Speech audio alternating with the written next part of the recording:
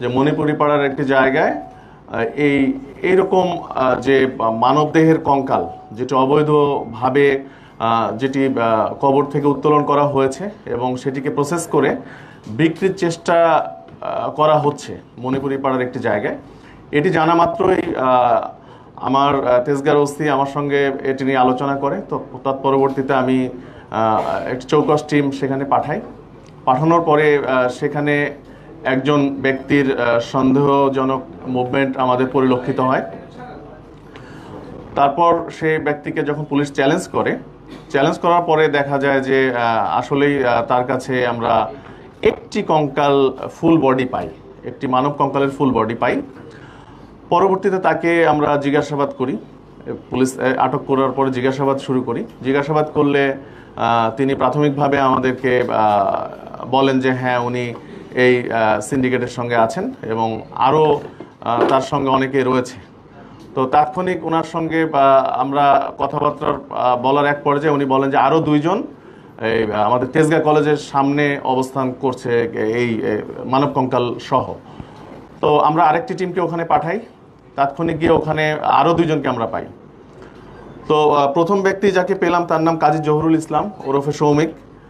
উনি একজন student, Sapora dental college and hospital সেখানকার স্টুডেন্ট। আর এরপরে যে দুজনকে পাই ওনারা স্টুডেন্ট না, ওনার একজনের নাম আবুল কালাম আজাদ, বয়স 39, আরেকজনের নাম হচ্ছে আসাদুল মুন্সি, ওনার বয়স হচ্ছে 32। তো এই দুজনকে তেজগাঁ কলেজের সামনে যখন পেলাম তাদের কাছেও আমরা দুটি কঙ্কাল পেলাম। এই তিনজনকে আমরা নিয়ে এসে থানায় জিজ্ঞাসাবাদ শুরু করি। আমরা তখন বুঝলাম যে এটি একটি সংঘবদ্ধ চক্র এবং তারা হয়তো এটি দেশব্যাপী পরিচালনা করে আসছে। আমরা থানায় ব্যাপক জিজ্ঞাসাবাদ শুরু করার পরে এক পর্যায়ে তারা স্বীকার করলো যে তাদের এই তিনটি কঙ্কালের বাহিরেও আরও অনেক কঙ্কাল রয়েছে একটি জায়গায়। সেটি কোথায়? সেটি হচ্ছে উত্তরা পশ্চিম থানার তাদের যে ক্যাম্পাস, এই যে স্যাপোরা ডেন্টাল কলেজ অ্যান্ড হসপিটাল, এই ক্যাম্পাসের পাশেই। তো আমরা তাৎক্ষণিক রাতেই টিম পাঠানোর পরে সেখানে গিয়ে আমাদের টিম আগের তিনটির পরে আরও 44টি বডি একটি রুমে পায়। একটা 402 নম্বর রুমে ছড়ানো ছিটানো অবস্থায় ওই জায়গায় একটি ইয়েতে পায়, বিভিন্ন ব্যাগ বস্তার ভর্তি করে কঙ্কালগুলো রাখা হয়েছিল। তো সেখানে 44টি পেলাম। আমরা টোটাল 47টি কঙ্কাল আমরা তখন জব্দ করে আমরা তাদেরকে জিজ্ঞাসাবাদ করলাম। জিজ্ঞাসাবাদে তারা বললেন যে এদের যে মূল হোতা ফয়সাল, সে দীর্ঘদিন যাবত এই ব্যবসার সঙ্গে যুক্ত। তাদের অনলাইনে তারা বোন সেলিং একটি গ্রুপ আছে, এই গ্রুপে তার 700 জন কর্মী তারা কাজ করে এবং গ্রুপ মেম্বার 20,000-এর মতো। আর এখানে যে ব্যক্তিটি আমরা আবুল কালাম আজাদকে পেয়েছিলাম তেজগাঁ কলেজের সামনে, তার পিসিপিআর দেখলাম তার নামে 21টি মামলা রয়েছে এবং উনি প্রথম যে মামলাটি 2009 সালে এই যে ধারাতে আজকে মামলা হলো, কবর থেকে কঙ্কাল চুরির যে ধারাটি, এই একই অভিযোগে অভিযুক্ত ছিলেন 2009 সালে। তার মানে এখন পর্যন্ত তার নামে আমরা টোটাল 21টি মামলা পেয়েছি এই কঙ্কাল চুরি সংক্রান্ত, ডাকাতির প্রস্তুতি, মাদক সহ আর অন্যান্য ধারায়। আর তার যে সঙ্গী যাকে আসাদুলকে আমরা পেয়েছিলাম তেজগাঁ কলেজের সামনে, তার নামে আমরা 2টি মামলা পেয়েছি, ডাকাতির প্রস্তুতি এবং চুরি। আর এই দুই স্টুডেন্ট যে দুজনকে আমরা পেলাম তারা আমাদের কাছে স্বীকার করেছে যে তারা গত কয়েক বছর যাবতই এই কঙ্কাল যে অবৈধভাবে যে কবর থেকে উত্তোলনের পরে প্রসেস করে যে বিক্রি করার এই কাজের সঙ্গে তারা যুক্ত। তারা আমাদের কাছে স্বীকার করেছে, কেউ 50টি, কেউ 20-25টি এ পর্যন্ত বিক্রি করেছে।